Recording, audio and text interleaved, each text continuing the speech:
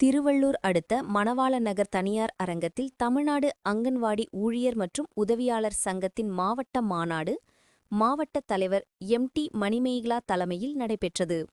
இந்த மாநாட்டில் தமிழ்நாடு அங்கன்வாடி ஊழியர்கள் மற்றும் உதவியாளர்களை அரசு அலுவலர்கள் அல்லது ஊழியர்களாக மாற்றம் செய்து வரைமுறை செய்த ஊதியம் வழங்க வேண்டும், தேர்தலின் போது அளித்த வாக்குறுதிகளை நிறைவேற்ற வேண்டும், ஓய்வு பெறும் அங்கன்வாடி ஊழியர்களுக்கு குறைந்தபட்சம் ரூபாய் 9600 வழங்க வேண்டும், ஓய்வு பெறும் பணிக்கொடையாக அங்கன்வாடி ஊழியர்கள் ரூபாய் 10 லட்சம் மற்றும் உதவியாளர்களுக்கு ரூபாய் 5 லட்சம் வழங்கும் என்ற நீதிமன்ற உத்தரவை அமல்படுத்த வேண்டும், வீடில்லாதவர்களுக்கு பொருளாதார அடிப்படையில் இலவச வீடு வழங்க வேண்டும், குழந்தைகள் நலன் மற்றும் பாதுகாப்பு கருதி வாக்குச்சாவடி நிலை அலுவலர்களை அந்த பணியிலிருந்து விடுவிக்க உள்ளிட்ட தீர்மானங்கள் நிறைவேற்றப்பட்டன.